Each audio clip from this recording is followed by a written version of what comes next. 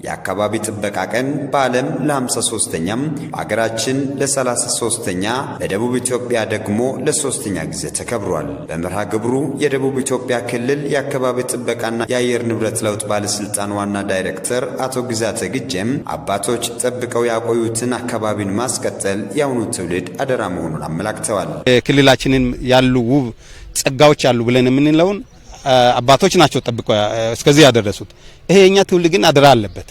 አባቶች ጠብቀው እስከዚህ ካደረሱ እኛም ደግሞ ለሚቀጥለው ትውልድ አካባቢያችንን በዚህ ባማረ ለሌላው በሚታይ ለሌላው ሊሆን በሚችል መልኩ ጠብቀን ማድረስ አለብን የሚል እምነት ነው ያለን። ደረቅና ፈሳሽ ቆሻሻን ለይቶ አለማስወገድና የፕላስቲክ ምርቶችን መጠቀም የተከለከለ መሆኑንም ኃላፊው ገልጸዋል። ቆሻሻ አያያዛችን በጣም ጤናማ እንዲሆን ህብረተሰቡ ቆሻሻን እያመረተ ወደ ሰው በራፍ እንዳይጥል፣ ሰውም ደግሞ ቆሻሻን ከራሱ አካባቢ በተለይ ከግቢው 20 ሜትር ላይ ያለውን የማጽዳት ግዴታ እንዳለበት፣ ሌሎች ተቋማት ደግሞ ቆሻሻን ከ50 ሜትር ራዲየስ በተለይ ተቋማት እንዲያጸዱ ህግ ግዴታ ይጥልባቸዋል።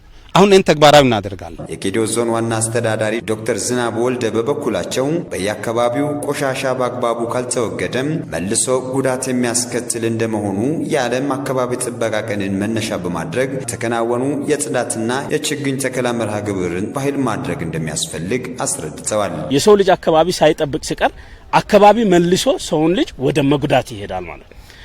ዛሬ ላይ የዓለም አካባቢ ቀን ስናከብር የመጀመሪያው ነገር ጽዳት ነው።